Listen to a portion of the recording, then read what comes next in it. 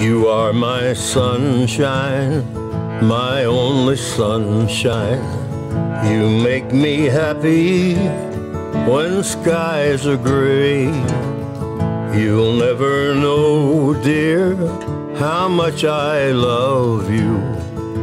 Please don't take my sunshine away. Hello everyone, Walking Dead, Season 7, Episode 7, Sing Me a Song. I really enjoyed this episode. It's probably my favourite of the season so far, to be honest with you.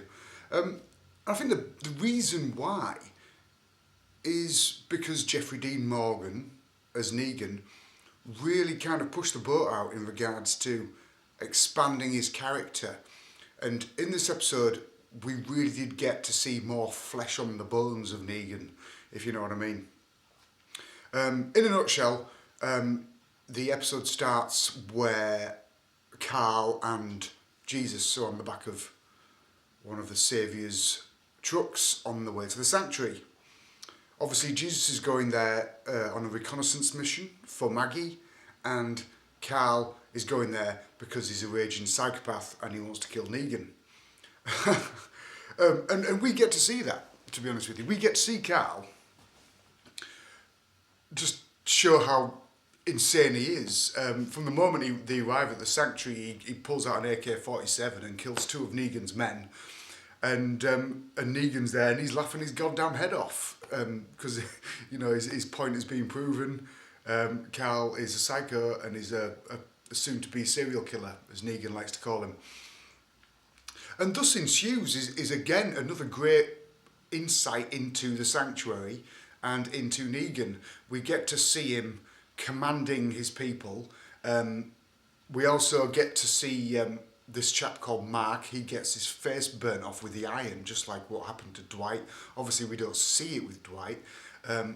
However, that in itself was an interesting scene because throughout that entire moment, Dwight has got his head held down because, again, I mean, I've mentioned this in previous videos, with Dwight, you know, he's questioning his loyalty, and in fact, it's almost like a tainted loyalty. He doesn't want to be there. You know, he's not happy about Negan. Negan's sleeping with his wife, along with the rest of his harem. That's right, Negan's got a few wives. And that was a great little moment, and I mean, from Negan's point of view, he's dragged Carl along for the ride because he's trying to show Carl what it means to be a man and what it means to be a leader and the respect that you gain from that. There's a great bit where he takes Carl to see his wives and he says, "Hey, don't worry about it, Carl. If you want to look at their breasts, you're more than welcome to," which I thought was really, really good. But it was almost like Negan was attempting to adopt Carl throughout this entire episode. You know, he's trying to get him into his side. He's thinking, hey, this kid could be an asset. You know what I mean? This kid could be a good asset. And at the same time, I get to play with people's minds just like how I love to.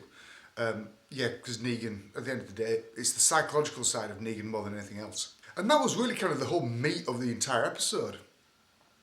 Now, on the other hand, we've got sexy, gorgeous, wonderful Rosita, who I think I've fallen in love with, to be honest with you, because she's amazing. What an amazing woman to look at. I just want to see you smile again, Rosita. I really, really do. I just want to see you smile again. So we've got Rosita, and she's with Eugene, because she wants Eugene to make a bullet for her, so she can kill Negan with it. I mean, the funny thing is, why didn't she just ask Eugene to make more bullets? You know? It's like, why don't you make me a full magazine of bullets? And then if I miss the first time, then at least I can shoot them a few more times.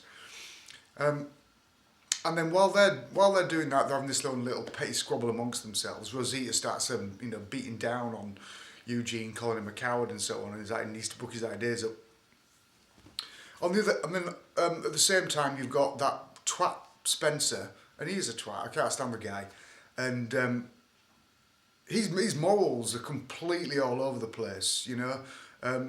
All he goes on about is Rick this, Rick that, Rick's our leader, but he's led us into doom. And there was a moment where Rosita actually says to him, "Do you want to be the leader?" And he goes, "Yeah, I'll do a better job." And the funny thing is, I don't think he will. Now, throughout all of this, Spencer has actually gone to get supplies to give to Negan. Now, it's interesting because he's clearly going to give those supplies to Negan from himself rather than from Alexandria, and not from Rick. And I think Negan is going to look at Spencer in a way that, hang on a minute, Spencer's undermining his leader, so why should I take him into the sanctuary as a saviour when he clearly can't be trusted? If he doesn't respect his leader, then why would he respect me? And I really think that's the way it's going to go. In fact, I wouldn't be surprised if Spencer gets killed next week in the mid-season finale, which I'll really enjoy watching, to be honest with you, because I can't stand that guy. He's an absolute prat. And kudos to the guy who plays him, because he plays him really, really well. Now, other characters we get to see in this episode, we get to see Michonne. She's gone on her own little mission. She's gone walkabout.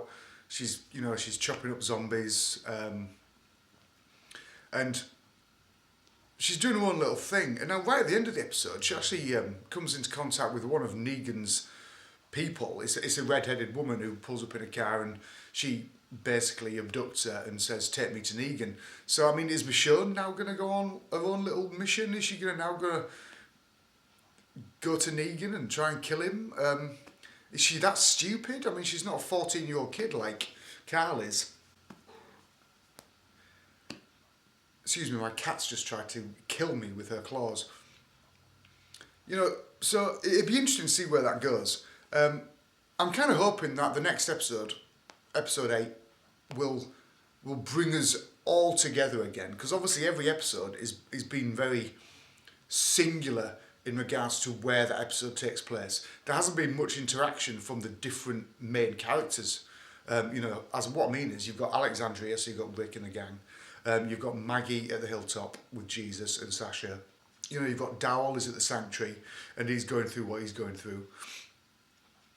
And obviously Rosita, Eugene have just had their moment, and of course we've seen Tara at the coastline place with all the women. So I really hope this next episode brings everyone together, and it goes back into this trend, because I'm kind of hoping that up until this point there's a reason for these bottle episodes. The reason for these episodes is to bring in all these different characters to eventually go against Negan at the end of this season. And I really, really hope is that's the direction we're going to be going towards.